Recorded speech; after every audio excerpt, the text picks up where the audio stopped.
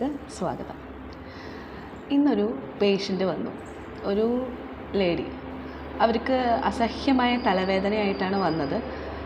തലവേദന പറഞ്ഞു, അതിൻ്റെ കാര്യങ്ങളൊക്കെ സംസാരിച്ചുകൊണ്ടിരിക്കുമ്പോൾ പെട്ടെന്ന് എന്തെങ്കിലും ഈ തലവേദന വരാൻ കാരണം ഉണ്ടായോ അങ്ങനെ ഞാൻ ചോദിച്ചു. ആദ്യമൊന്നും അവരൊന്നും പറഞ്ഞില്ല. പിന്നീട് കൂടുതൽ ഡീറ്റെയിൽസ് ചോദിച്ചപ്പോൾ അവർ പെട്ടെന്നങ്ങ് പൊട്ടിക്കരയാണ് ചെയ്തത്. പൊട്ടിക്കരഞ്ഞെന്ന് വെച്ച് കഴിഞ്ഞാൽ നമുക്ക് തന്നെ എന്താണെന്നറിയാത്ത വിധത്തിൽ അവർ പൊട്ടിക്കരയായിരുന്നു. കുറച്ച് സമയം ഞാൻ വെയിറ്റ് ചെയ്തു. അത് കഴിഞ്ഞ് അവരൊന്ന് കാമായപ്പോൾ എന്നോട് പറഞ്ഞു, ഹസ്ബൻഡിന് ഭയങ്കര ദേഷ്യമാണ് ഡോക്ടർ, അവർക്ക് BP ഉണ്ട്, മെഡിസിൻ എടുത്തുകൊണ്ടിരിക്കുന്ന ആളാണ്. പക്ഷേ അയാൾക്ക് ദേഷ്യം വന്നു കഴിഞ്ഞാൽ എന്തൊക്കെയാണ് പറയുക, എന്തൊക്കെയാണ് ചെയ്യുക എന്ന് അയാൾക്ക് തന്നെ അറിയില്ല.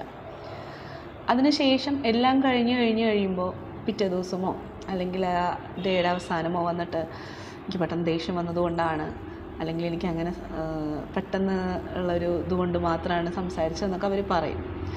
അതുകൊണ്ട് തന്നെ അയാളെ അവർക്ക് വെറുക്കാനോ അല്ലെങ്കിൽ അയാളെ ഒഴിവാക്കാനോ ഒന്നും ആ സ്ത്രീക്ക് സാധിക്കുന്നില്ല. പാവം. അവർക്ക് 3 കുഞ്ഞുങ്ങളാണുള്ളത്.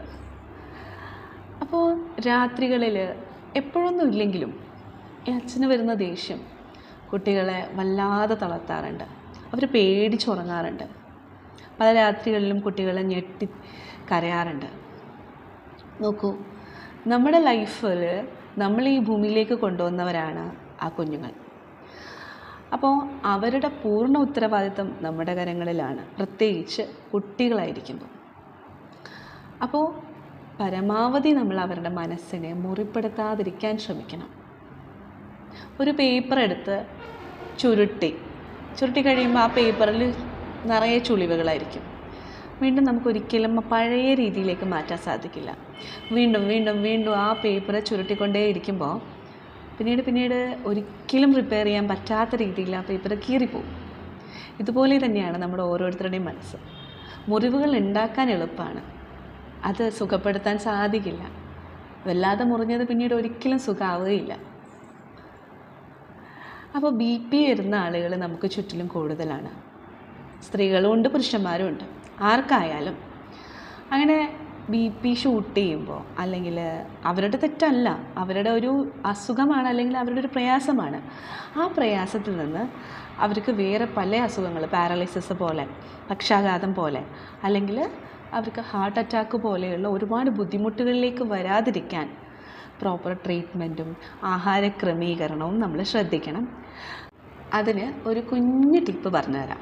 ഇപ്പോൾ BP വല്ലാതെ വരുന്നു, അല്ലെങ്കിൽ ഡിസ്റ്റർബ്ഡ് ആവുന്നുണ്ട്, ദേഷ്യം നിയന്ത്രിക്കാൻ പറ്റുന്നില്ല, എന്തൊക്കെയോ ബുദ്ധിമുട്ടുകളുണ്ട് എന്നുള്ളത് അവർക്ക് മനസ്സിലാവുന്നുണ്ടെങ്കിൽ, നിങ്ങൾക്കത് തോന്നുന്നുണ്ടെങ്കിൽ, ഉടനടി നിങ്ങൾ ഇരിക്കുന്ന സ്ഥലത്ത് നിന്ന് ജസ്റ്റ് എഴുന്നേൽക്കുക, ഒറ്റ നടത്തം, ഒരു 10 ഫീറ്റെങ്കിലും, ഒരു 1/2 കിലോമീറ്റർ നടക്കാൻ പറ്റുമെങ്കിൽ അങ്ങനെ, പരമാവധി വീട്ടിനകത്തല്ലാതെ പുറത്തേക്ക് നടക്കാൻ പറ്റുമെങ്കിൽ അങ്ങനെ. ഇനി അല്ല, രാത്രി കാലങ്ങളൊക്കെയാണ്, ഇപ്പോൾ പുറത്ത് പോകാൻ പറ്റില്ല എങ്കിൽ മുറ്റത്ത് പോകാൻ പറ്റുമെങ്കിൽ ഏറ്റവും നല്ലത്, ഇല്ലെങ്കിൽ വീട്ടിനകത്തായാലും നടക്കുക.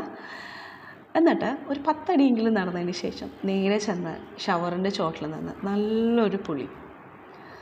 ഉറപ്പാണ് അത് കഴിയുമ്പോഴത്തേക്കും നിങ്ങൾ ശാന്തമായിട്ടുണ്ടാവും, അല്ലെങ്കിൽ നിങ്ങൾ ആ ഒരു റിയാലിറ്റിയിലായിരിക്കും. ഒന്ന് ശ്രദ്ധിച്ച് നോക്കൂ കേട്ടോ.